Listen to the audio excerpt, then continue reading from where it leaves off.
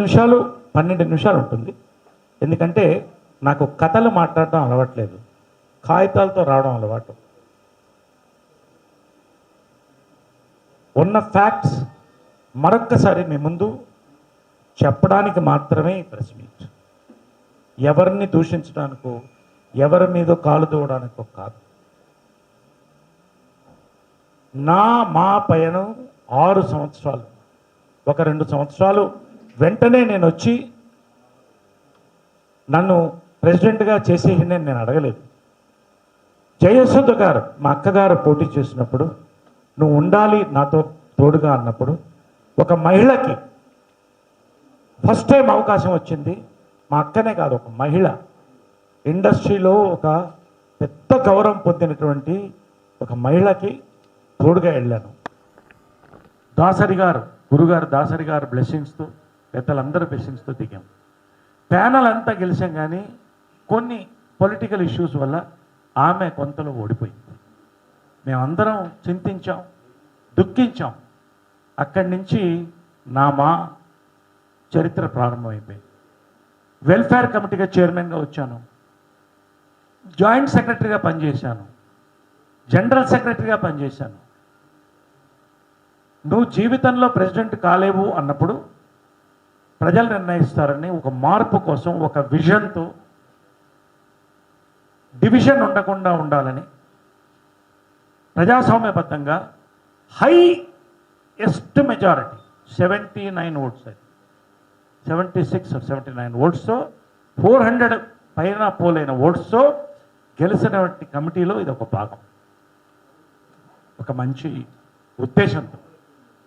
తరువాత నరేష్ ఏంటని నేను చెప్పుకోకర్లే. నేను సినిమా బిడ్డని, నేను మా బిడ్డని, నేను సినీ పరిశ్రమకి ఎటువంటి సమస్య ఎప్పుడు వచ్చినా మా కుటుంబం ఎప్పుడు సినీ పరిశ్రమ కోసం, మా కోసం ఎప్పుడు ఉన్నది. కాబట్టి నరేష్ కలుపుకుపోలేదు, నరేష్ చేయలేదు అనేది ఎంతవరకు నిజం అనేది ఒకసారి అందరూ ప్రశ్నించుకోవాలి. అక్కడితో ఇది ఆపుతున్నాను. ఇప్పుడు ఈ పెట్టిన ప్రెస్ మీటు నేను ఎవరో, ఇది ఒక 50 కాపీలు తీసుకుంటాను. ఇది కూడా ఉంది కదా, వచ్చింది కదా, రైట్. లెటర్ వచ్చిందా? మాకు ఇచ్చింది, అదే తెలుగులో నేను ఇచ్చింది, రైట్. కాబట్టి నేను నిన్న ఒక ప్రెస్ మీట్ జరిగింది. ప్రకాష్ రాజు గారు నాకు మంచి మిత్రుడు, అందరికిలానే కొంతమంది మాకు ఎప్పుడో 3 నెలల క్రితం ఫోన్ చేసి నేను పోటీ చేయాలనుకున్నాను అన్నప్పుడు చెప్పాను, చాలా టైం ఉంది, ఇంకా ఇన్సూరెన్స్ కరోనా టైంలో అందరికీ చేయాలి, ఇవన్నీ పనులు ఉన్నాయి. ఎలక్షన్ డిక్లేర్ చేసిన తర్వాత తప్పకుండా ఎవరైనా పోటీ చేస్తే, ఏ తెలుగు సినిమా బైలాస్ పట్టి నేను మాట్లాడుతున్నాను, తెలుగు సినిమాలో నటించిన వాళ్ళు ఎవరైనా పోటీ చేయొచ్చు. అది నిర్ణయించేది ఓటర్స్. ఆయనకు చెప్పడం జరిగింది, తప్పకుండా ఎవరు వచ్చినా నేను స్వాగతిస్తామని చెప్పడం జరిగింది. సరే, ఈ మధ్య విష్ణు మంచు ఇండస్ట్రీ బిడ్డ, ఒక కుటుంబం కష్ట నష్టాలు చూడకుండా, లాభ నష్టాలు చూడకుండా సినిమాలు తీస్తూనే ఉన్నారు. వందల వేల మందికి అన్నం పెట్టిన కుటుంబం, ఒక యువత. నేను పోటీ చేయాలన్నటువంటి ఆలోచన ఆయనకు వచ్చినప్పుడు, ఆయన పోటీ చేయాలని, తప్పకుండా ఎవరు వచ్చినా నాకు స్వాగతం అని నేను చెప్పాను. ఒకటి, నేను లాస్ట్ టైం గెలిచిన మరుక్షణం ఒకటి చెప్పాను, 6 సంవత్సరాలు నా పయనం, దయచేసి 2 సంవత్సరాలు తీసుకోవద్దు. జాయింట్ సెక్రటరీగా, జనరల్ సెక్రటరీగా, వెల్ఫేర్ కమిటీ చైర్మన్గా, ప్రెసిడెంట్గా నేను గెలిచిన ఫస్ట్ మాట చెప్పిందంటే నేను ఒక్కసారే పోటీ చేస్తాను, రెండోసారి చేయను. ఈ 4 సంవత్సరాలు నేను చేసినటువంటి పని, జనరల్ సెక్రటరీగా అందరూ ఆమోదించినటువంటి పని, అవన్నీ నేను చెప్తాను. ఎందుకు చెప్పానంటే, మా అనేది ఒక రాజకీయ వ్యవస్థ కాదు. ఎంతోమంది పెద్దలు, కృష్ణ గారు, చిరంజీవి గారు, ఫౌండర్ ప్రెసిడెంట్ గారు, కృష్ణరాజు గారు, చిరంజీవి గారు, మోహన్ బాబు గారు, మురళీమోహన్ గారు, దాసరి నారాయణరావు గారు, ఇంకా ఎంతోమంది పెద్దలు మెట్టుగా ఇటుకగా హైదరాబాద్ వచ్చి సినిమా పరిశ్రమ సెటిల్ అయిన తర్వాత తెలుగు వాళ్ళకి, తెలుగు నటులకు గొడుగు ఉండాలి, అందరం కలిసి వాళ్ళకి సహకరించడానికి పెట్టినటువంటి సంస్థ ఇది. నేను బ్రీఫ్గా మీకు చెప్పేశాను, ఇప్పుడే చెప్తాను. కాబట్టి ఎవరు వచ్చినా మాకు సంతోషం. నిన్న అసలు ఇంకా ఇన్సూరెన్స్ పనులు జరుగుతున్నాయి. కరోనాలో ప్రాణాలకి అడ్డు పెట్టి మేము మా డబ్బులు మేము వేసుకుని ఇన్సూరెన్స్కి ఎంతవరకు చేయగలది ఇవన్నీ నేను చెప్తాను. చేస్తున్న సమయంలో నిన్న ప్రకాష్ రావు గారు ప్రెస్ మీట్ పెట్టారు. ప్రెస్ మీట్ పెట్టే అధికారం ఎవరికైనా ఉంది, నేను కాదంటలేదు. ఆయన ఏం నేను తప్పు పట్టట్లా, కొంతమంది వారితో ఉన్నారు. అందులో మా కమిటీ మెంబర్స్ కూడా కమిటీ ఫోర్స్లో ఉండగా అక్కడ ఉన్నారు. కొంత బాధ కలిగింది అందరికి కూడా, పెద్దలందరికీ కూడా, మాకు అందరికి. రెండోది, నాగబాబు గారు మంచి మిత్రులు, విత్ డ్యూ రెస్పెక్ట్. 4 ఏళ్లుగా మా మసక పారిపోయింది అన్న మాట బైలాస్ ప్రకారం కూడా తప్పు, ఎవరు అనకూడదు. మాలో ఒక ఫార్మర్ ప్రెసిడెంట్ ఉండి మాతో కలిసి ఉండి ఎన్నోసార్లు ఆయన కలుసుకున్నాను, చేస్తున్న పనులు చెప్పాను, లెటర్లు పంపించాను చిరంజీవి గారికి, అందరికి కూడా, మా కృష్ణరాజు గారికి, అందరికి పంపించాను లెటర్స్.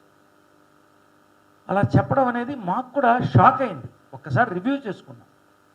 2 సంవత్సరాల్లో కొంత అసమ్మతి ఉన్నప్పటికి కూడాను పెద్దలందరూ కలిపారు, కలిసి పనిచేయాలి, ప్రగతి వైపు నడవాలి. కాబట్టి మనం కలిసి నడుద్దాం అని ఒక నిర్ణయంతో వచ్చాం. కాబట్టి నిన్న కూర్చుని 3 అవర్స్ రివ్యూ చేసుకున్నాం. 2 ఇయర్స్లో ఏం పని జరిగింది, మా మసక పారిపోయిందా, ముందు అడుగే వస్తుందా, ఇది మేమందరం కూర్చుని నిన్న ఒక డాక్యుమెంట్, డైరీలో మేము పొందుపరిచింది, అందరూ సంతకాలు, జీవిత గారు నేను సంతకాలు పెట్టిన డాక్యుమెంట్ని మేము ఒక డాక్యుమెంట్ తయారు చేసాం. అది మీకు అందిస్తాం తర్వాత. అలా మాట్లాడడం అనేది ఒక సంస్థని కించపరచడం అనేది తప్పు. మీరు పోటీ చేయొచ్చు, ఎవరు కాదనలే. లోకల్ నాన్ లోకల్ మీరు అంటున్నారు, మేము అనలేదు, మేము అసలు అనం. లోకలా నాన్ లోకలా, ఎంత డిసిప్లిన్ ఉంది, ఎవరికి ఎంతమంది సహకరించారు, మాకు ఎంతకాలం ఎవరున్నారు, అసలు ఓటేయడానికి ఎప్పుడన్నా వచ్చారా, జనరల్ బాడీ ఎప్పుడన్నా ఒక 30 జనరల్ బాడీలో ఒక దానికి వచ్చారా, ఇవన్నీ వాడు నిర్ణయించుకోమని నేనేం మాట్లాడలేదు. అందరు కలిసే పనిచేద్దాం. ఇప్పుడు కూడా ఎలక్షన్స్ యునానిమస్ కావాలని మేము కోరుకుంటున్నాం. కానీ ఇది ఫస్ట్ డాక్యుమెంట్ ప్రకాష్ రాజ్ గారు మా ఆఫీస్ పంపించారు. We are all aware that the term of the present elected Ma committee for the period of 2019-21 has ended. ఎప్పుడు పంపించారంటే 9th April, Friday 9th April. చూసుకోండి మీరు ఎంత అడ్వాన్స్లో పంపించారని. To intend hold elections as the EC meeting has the EC meeting been called to decide the election process. Why is the general body not yet held yet? I request you to please address these apprehensions. భయపడుతున్నాం. దానికి మా నుంచి letter వెళ్ళింది.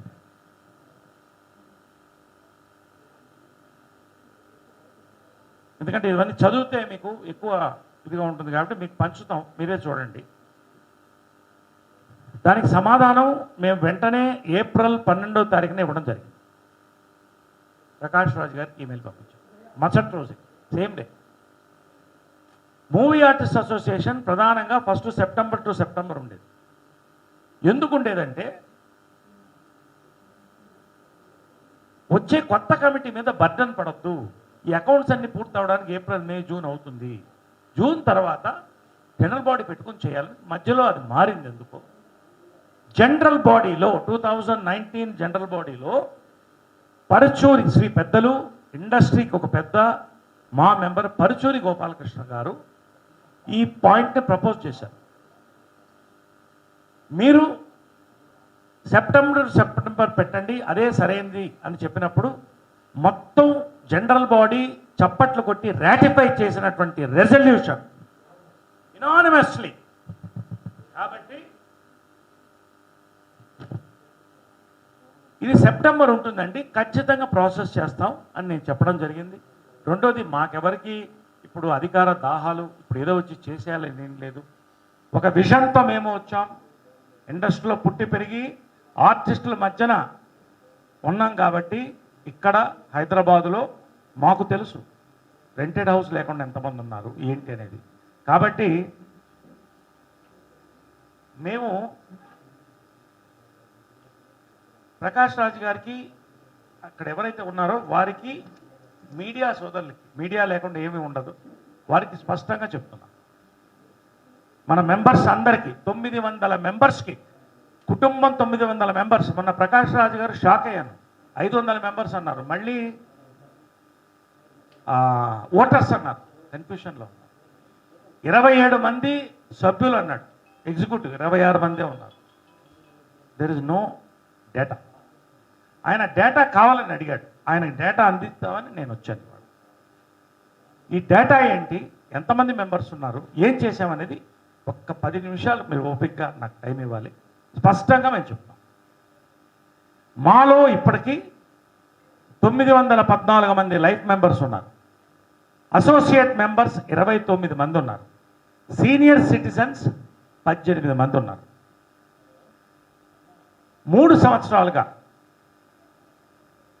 అసలు ఎవరికి ఏమి ఇస్తే ఎవరు కోప్పడతారు, ఒక స్కూటర్ ఇస్తే, ఒక ఇల్లు ఇస్తే, లేకపోతే ఇంకోటి ఇస్తే కోప్పడతారు అన్న ఆలోచన ఉన్నప్పుడు వెల్ఫేర్ కమిటీని నేను ప్రాణం పోసి మేమందరం, రాజేంద్ర ప్రసాద్ అధ్యక్షతన, శివబాలాజీ జనరల్ సెక్రటరీగా, నేను జాయింట్ సెక్రటరీ, వెల్ఫేర్ కమిటీ చైర్మన్గా ఫస్ట్ మేము తీసుకుంది ఏంటంటే, భారతదేశంలో మీరు ఎక్కడైనా చెక్ చేసుకోమనండి, ఏ అసోసియేషన్లో జరగలేదు ఇంత అర్లీగా. ఈ యొక్క 700 మంది పై సభ్యులు ఇంటికి వెళ్ళి, మేము వెళ్ళి ఇంటికి వెళ్ళి వాళ్ళ బ్యాంక్ అకౌంట్ల నుంచి, వాళ్ళ సమస్యల గురించి, వాళ్ళకి పరిష్కారం, దానికి ఏం పరిష్కారం కూడా తీసుకొని ఐఏఎస్ ఆఫీసర్లను కూర్చోపెట్టి 6 నెలలు కష్టపడితే ఎవరు రెడ్లో ఉన్నారు, ఎవరు గ్రీన్లో ఉన్నారు, ఎవరు ఎల్లోలో ఉన్నారు, దీన్ని బట్టి ఇవాళ జరుగుతుంది. సో డేటా ఎప్పుడే ఇచ్చేసాం. సర్వే అనేది ఒక చరిత్ర మాలో. దీన్ని బట్టే ఇప్పుడు కాదు, రేపు ఎప్పుడు జరిగిన కార్యక్రమాలు ఎవరు ప్రెసిడెంట్కి వచ్చినా కూడా ఈ సర్వే పట్టే వస్తుంది. ప్రతి ప్రెసిడెంట్ అద్భుతంగా చేశారు. నా వంతు, మా వంతు, అందరూ, మా కమిటీ 26 మంది చెప్తున్నారు, అందరూ ఏం చేయాలో చేశాం. అయితే లైఫ్ ఇన్సూరెన్స్, ఒక మనిషి చచ్చిపోయినప్పుడు ఒక ఆర్టిస్టు 10,000 పంపించండి దహనానికి లేదన్న ఫోన్లు నాకు చాలా వచ్చేది. మేము వచ్చిన తర్వాత లైఫ్ ఇన్సూరెన్స్ ఫస్ట్ టైం 728 పీపుల్కి లైఫ్ ఇన్సూరెన్స్ చేశాం. 728 పీపుల్, నోట్ ఇట్. ఎందుకు మిగతా వాళ్ళకి కాలేదంటే వయసు మించిన వాళ్ళు అప్లై చేసుకునే వాళ్ళు తప్ప, ఇంటింటికి అడిగి 728 మందికి ప్రాణరక్షణ కల్పించాం. ఇది మా విషయంలో భాగం. అప్ టు 70 ఇయర్స్ అయితే ఎల్ఐసిని రిక్వెస్ట్ చేసి 78 ఇయర్స్ వరకు కూడా పెంచి పెద్దలకు కూడా, ఎందుకంటే వాళ్ళ కుటుంబాలు సఫర్ అవ్వకూడదని ఈ లైఫ్ ఇన్సూరెన్స్ చేశాం. ఇందులో ఈ కుటుంబాలు చాలామంది కూడా లైఫ్ ఇన్సూరెన్స్ని 3 లక్షల రూపాయలు లైఫ్ ఇన్సూరెన్స్, చనిపోయిన వ్యక్తి చనిపోయిన వెంటనే వితిన్ 48 అవర్స్, 24 అవర్స్ ముందు చెక్ రిలీజ్, తర్వాత మేము లైఫ్ ఇన్సూరెన్స్ తీసుకున్నాం. గుండు హనుమంతరావు గారు ఫ్యామిలీకి చెందింది, దేవదాస్ కనకాల గారి ఫ్యామిలీకి చెందింది, వేణుమాధవ్ ఫ్యామిలీకి వెళ్ళింది, గీతాంజలి గారి ఫ్యామిలీకి వెళ్ళింది, జయప్రకాష్ రెడ్డి గారి ఫ్యామిలీకి వెళ్ళింది, నర్సింగ్ యాదవ్ ఫ్యామిలీకి వెళ్ళింది, రాళ్లపల్లి గారి ఫ్యామిలీకి వెళ్ళింది, టిఎన్ఆర్ ఫ్యామిలీకి వెళ్ళింది, ఇంకా చాలామందికి వెళ్ళింది. 16 మందికి మేము 48 లక్షల రూపాయలు, అంటే దాదాపు 50 లక్షల రూపాయలు అత్యధిక క్లిష్ట పరిస్థితుల్లో వారికి మేము అందించాం. ఎందుకంటే ప్రాణరక్షణ, ఆర్టిస్ట్ చచ్చిపోయినప్పుడు సినిమాలు ఉండవు కాబట్టి వాళ్ళకి ఈ రక్షణ అనేది ఒక కవచం ఆ కుటుంబానికి, ఎందుకంటే వాళ్ళు అతన్ని ప్రోత్సహించారు కాబట్టి. ఎస్. Next, medical insurance. ఈ రోజుల్లో కరోనాలో చూస్తున్నారు, ఒక హాస్పిటల్కి వెళితే 10 లక్షల రూపాయలు, 20 లక్షల రూపాయలు ఎక్కడి నుంచి తీసుకొచ్చి పెడతాం? ఎవరి నుంచి ఇస్తాం? 314 మెంబర్స్కి అడిగిన వాళ్ళకి మా ఇన్సూరెన్స్ చేసింది. ఫస్ట్ టైం చరిత్రలో నేను చెప్తాను. అంటే 314 సభ్యులంటే 617 ఫ్యామిలీ మెంబర్స్ మొత్తం కలిపితే 931 ప్రాణాలకి మేము మెడికల్ రక్షణ ఇచ్చాం. ఇది విజన్ కాదా? ఇది మా చరిత్రలో హిస్టరీ. అందరు ప్రెసిడెంట్లు వాళ్ళ వంతు వాళ్ళు చేసుకుంటూ వచ్చారు. మా చరిత్రలో చెప్పమనండి, ఇంతమందికి ఎప్పుడన్నా ఇన్సూరెన్స్ అయిందా చెప్పమనండి. ఎందుకంటే కరోనాలో ఫుడ్కి డబ్బులు లేకుండా పరిస్థితుల్లో ఇది ఇచ్చాం. తర్వాత 96 లక్షలకి ఈ మా మెంబర్సు దీన్ని వాడుకున్నారు. కరోనాలో పెన్షన్స్ 1000 రూపాయలు ఉన్న పెన్షన్ని ఈ టర్మ్లో 6000 చేశాం. 3000 చేసి 6000 చేశాం. 214 ఎవరి టైం కానివ్వండి, మొత్తం 5 మందికి మెంబర్స్కి నామినల్గా 1000 రూపీస్ వెళ్ళేది. మేము ఇప్పుడు 33 మందికి 1,86,000 ప్రతి నెల పెన్షన్లకు ఇస్తున్నాం. ఇది మాకొచ్చే ఫిక్స్డ్ డిపాజిట్ మీద ఇంట్రెస్ట్లో ఇస్తున్నాం. ఇప్పుడు అంటే 800% పెన్షన్లు పెంచాం. పొట్టి వీరయ్య గారు చనిపోతే ఆమె కూతురు ప్రాధేయపడితే ఆయన పెన్షన్ని పొట్టి వీరయ్య కూతురికి ట్రాన్స్ఫర్ చేశాం ఫిజికలీ ఛాలెంజ్డ్ కింద. ఇవన్నీ కూడా సమయం ఇచ్చి అందరినీ కలుపుకొని అందరూ అందుబాటులో ఉండి ఎవరికి కావాల్సింది వాళ్ళకి చేస్తూనే వస్తున్నాం. మెంబర్షిప్ 1,00,000 రూపాయలు చాలా ఎక్కువ ఉందండి అని చాలామంది యువత is the future, youth is the future of మా. యువత రావాలి, మహిళలు కానివ్వండి, పురుషులు కానివ్వండి, యువత రావాలని నేను కోరుకుంటున్నాను. ఫస్ట్ టైం చరిత్రలో కమిటీ ఆమోదం తీసుకుని 1,00,000 రూపాయల నుంచి 90,000 10,000 తగ్గించి 90,000కి ఇచ్చాం మెంబర్షిప్. అంతేకాదు యంగ్స్టర్స్ న్యూ కమర్స్కి ఈజీగా ఉండాలని 1,00,000 రూపాయలని 4 విడతలుగా తీసుకుని 1 సంవత్సరంలో కట్టండి లేదా 1.5 సంవత్సరంలో కట్టండి అని ఇన్స్టాల్మెంట్లో ఇచ్చాం. 87 మెంబర్స్ ఇప్పటికి చేరారు. 82 lakhs మాకు జమ అయింది. మరి మా కమిటీ సరిగ్గా పనిచేయకపోతే, పనులు జరగకపోతే, మా మీద నమ్మకం లేకపోతే, మా మసక పారి ఉంటే 87 మంది కరోనాలో చేరతారా అండి? నేను అడుగుతున్నా. ఇన్కమ్ ట్యాక్స్ రీఫండ్,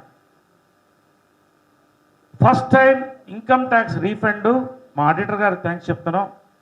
ఈ సంవత్సరం 11,32,467 రూపాయలు మాకు రీఫండ్ వచ్చింది. ఇది హయ్యెస్ట్ ఇన్ ద మా హిస్టరీ ఆఫ్ 26 years.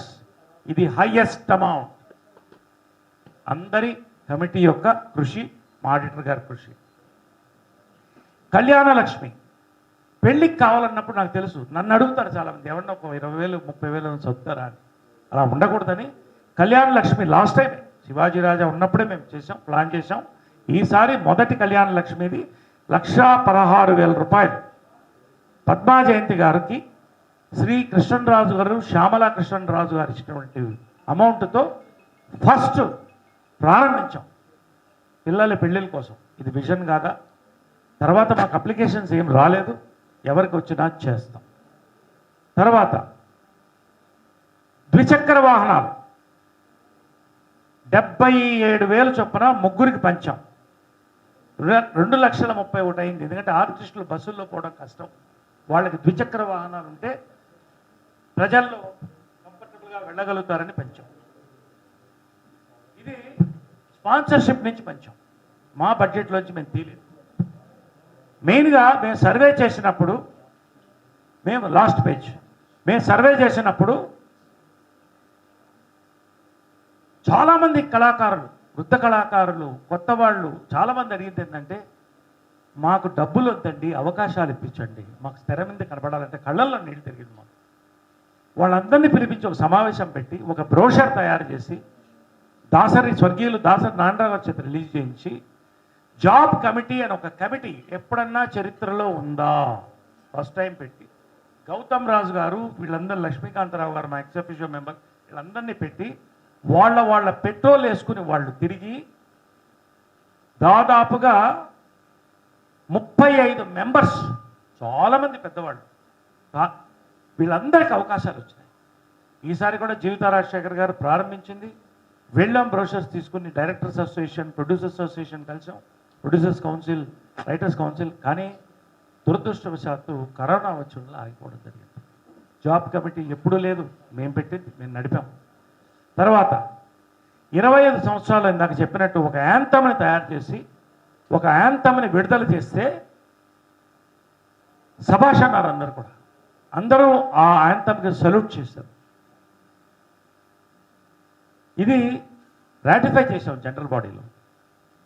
తర్వాత నేను చెప్పుకోవడానికో పొగడటానికో కాదు, కానీ నా కమిట్మెంట్, మా ఫ్యామిలీ కమిట్మెంట్ కూడా నేను చెప్పాలి. కరోనా టైంలో కూడా ఏ ప్రోగ్రాం లేనప్పటికీ మా విన్నపం మేరకు 30 లక్షల రూపాయలు విరాళం వచ్చింది. 30 లక్షల రూపాయలు అంటే మెంబర్షిప్ ఎన్నికలైతే ₹1,00,00,000 దాటి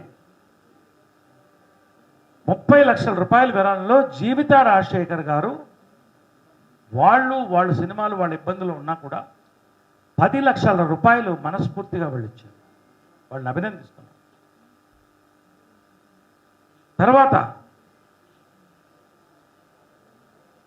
15 ఫస్ట్ లాక్డౌన్లో ఆకలి అన్నం లేనని పరిస్థితిలో చాలామంది ఫోన్లు వచ్చినప్పుడు నేను అందరితో ఒక మెసేజ్ పెట్టి పర్సనల్గా, నేను లాక్డౌన్లో నాకు సినిమాలు లేవు, but I'm very happy, well of, 900 మందికి మెసేజ్ పెట్టాను. మీకేమన్నా కావాలంటే నన్ను అడగండి, మీ బ్యాంక్ అకౌంట్లోకి వేస్తాను 10,000 వెంటనే అంటే 150 మంది అప్లై చేసుకున్నారు. 130 మంది అప్లై చేసుకున్నారు. అంతేనా? 140 మంది అప్లై చేసుకుంటే వీళ్ళందరూ మా కమిటీ అంతా పనిచేసి రాత్రిం పగళ్ళు వాళ్ళ బ్యాంక్ అకౌంట్స్ అన్నీ తీసి మళ్ళీ కరోనాలో ఆఫీసులకు వెళ్ళి మా ఆఫీస్లో విత్ ఇన్ 1 వీక్ 10,000 రూపాయలు, 14 లక్షలు వాళ్ళ అకౌంట్లో జమ చేస్తే, మొన్న కూడా చెప్పిన ఉన్నారు, ఆ రోజుల్లో ఆపరేషన్ అండి, ఈ 10,000 నాకు చాలా హెల్ప్ అయింది, తిండికి హెల్ప్ అయింది, రకరకాలుగా థ్యాంక్స్ చెప్తూ ఇప్పటికీ రకరకాల స్టేట్స్, తమిళనాడు, కర్ణాటక, ఇక్కడందరూ కూడా పంపించాం. పేర్లు చెప్పకూడదు ఎందుకంటే వాళ్ళ బట్ లిస్ట్ ఉంది. ₹1,00,000 చిరంజీవి గారు చేస్తున్నటువంటి మంచి పని సిసిసి కూడా ₹1,00,000 నేను డొనేట్ చేశాను. రాత్రి చిరంజీవి గారు నాకు ఫోన్ చేశారు, 9:30కి ఫోన్ చేసి మనస్ఫూర్తిగా అభినందించారు. చాలా బాగా పనిచేస్తున్నారు, చాలా మంచి పని చేస్తున్నావు, సొంత డబ్బులు నీ సబ్బులు ఈ టైంలో పంచడం అనేది మంచిది, సిసిసికి కూడా ₹1,00,000 ఇచ్చావు, చాలా హ్యాపీ నేను నరేష్ అంటే. నిజంగా నేను సంతోషపడ్డాను. కృష్ణరాజు గారు నీకెంత తోడ్పడతాను, ఎంత కావాలో చెప్పు, ఎవరికి ఏం కావాలో నేను చూస్తానని చెప్పి ఆయన కూడా చెప్పడం జరిగింది. ఎంతోమంది పెద్దలు ముందుకు వచ్చారు. కాబట్టి మా అమ్మ ఘట్టమనేని విజయనిర్మల గారు, ఆమె ఎప్పుడూ ఏ పదవి కోరుకోలేదు.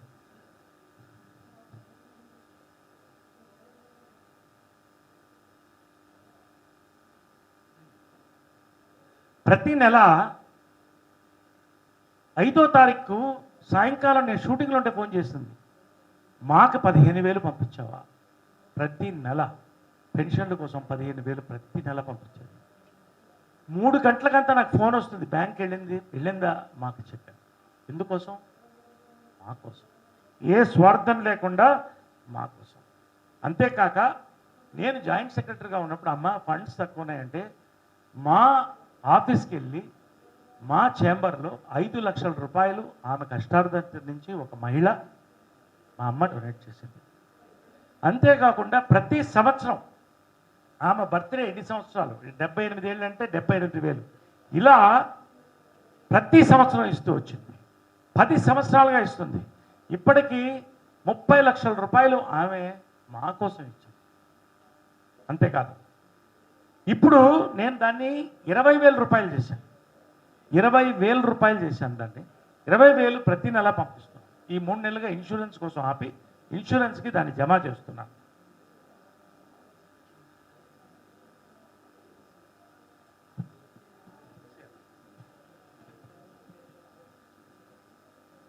ఇది నేను ఏదో గర్వంగా చెప్పుకోవట్లేదు.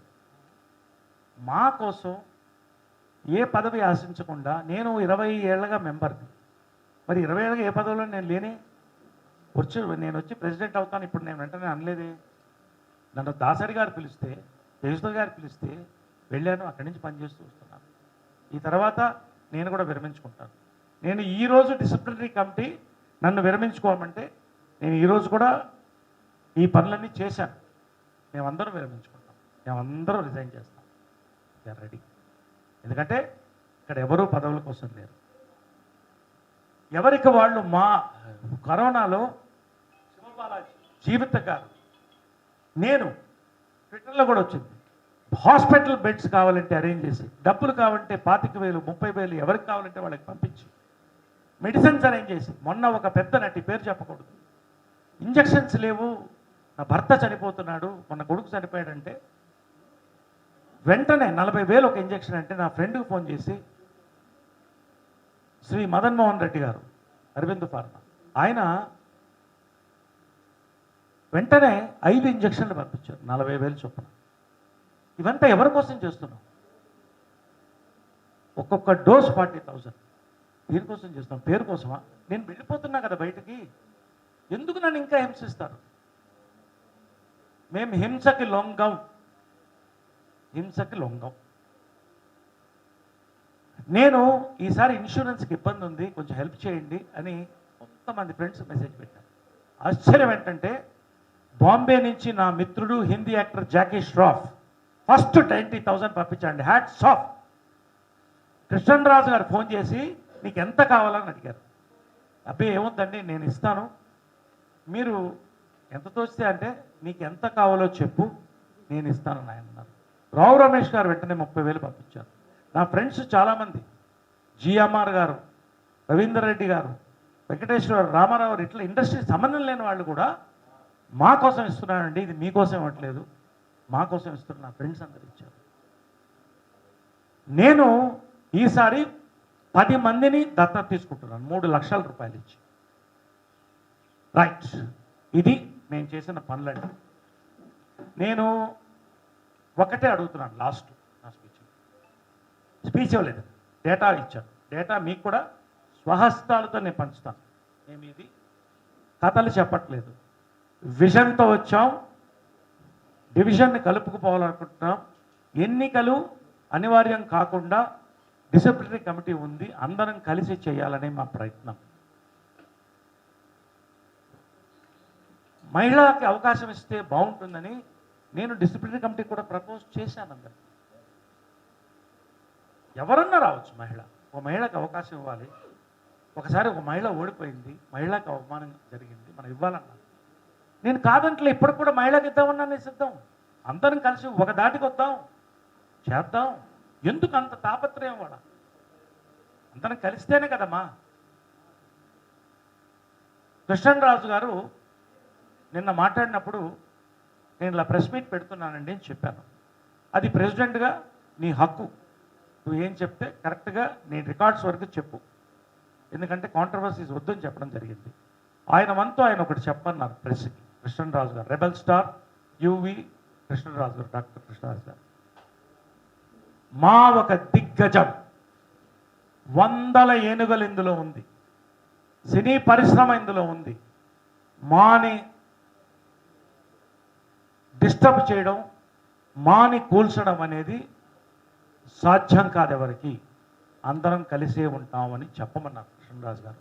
నేను మీకు చెప్తున్నాను మిత్రులారా, నేనేమి మీతో కథలు చెప్పలేదు, ఉన్నవి చెప్పాం. నిన్న ప్రకాష్ రాజు గారు డేటా అంటారు కాబట్టి డేటా అన్ని రెడీ చేసాం, మీకు ఇస్తున్నాం, వారికి పంపిస్తాం. విజన్ అన్నారు కదా, ఇంతకంటే విజన్ ఏముంటుంది? ఒకటి ఫైనల్గా చెప్తున్నా, బైలాస్లో ఏముందంటే, బైలాస్లో మీరు చెక్ చేసుకోవచ్చు. బైలాస్లో ఈ సంస్థ ఆర్టిస్టుల వెల్ఫేర్ కోసం పనిచేయాలని ఉంది కాబట్టి దానికి ప్రాధాన్యత ఇచ్చి ఇన్ని పనులు చేశాం. 2 సంవత్సరాల్లో 1 సంవత్సరం కరోనా అసమర్థి ఇవన్నీ దాటి అందరిని కలుపుకోవాలని చేశాం. నా కోసం కాదు, వీళ్ళ కోసం కాదు, ఎవరి కోసం కాదు, అందరూ కలిసి ఉండాలని చేస్తున్నాం. కాబట్టి భవనం అనేది మా కార్యాలయమా, మా భవనమా? మాకి ఖచ్చితంగా 25 సంవత్సరాల్లో ఇంతమంది ప్రెసిడెంట్ వచ్చారు, జరగలేదు కదా. కానీ నేను ముఖ్యమంత్రి గారికి నేను వినతి పత్రం ఇవ్వడం జరిగింది. ఆయన గెలిచిన వెంటనే నేను వెళ్ళి కలుసుకోవడం జరిగింది. ఇప్పుడే ఈ లోపల కరోనా వచ్చింది, ఈ లోపల ఎలక్షన్స్ వచ్చింది. ఎందుకు రాదు భవనం? ఖచ్చితంగా వస్తుంది. మా భవనం చేయాలి. మా భవనంలో ఎంతమంది కూర్చుంటారు? 10 మంది కూర్చుంటారు. వాళ్ళకి వసతులు ఇచ్చి కంఫర్టబుల్గా పనిచేయడానికి మా భవనం, అంతే కదా. భవనం అంటే ప్యాలెస్, కార్యాలయం అంటే ఆఫీస్. ఖచ్చితంగా మా భవనం మంచి ఒక కార్యాలయాన్ని చేయడానికి మేము కూడా తోడ్పడతాం. ఎవరు ముందుకు వచ్చినా తోడ్పడతాం, మేము చేస్తాం, మేమున్నాం, మా వద్దు తోడ్పడతాం.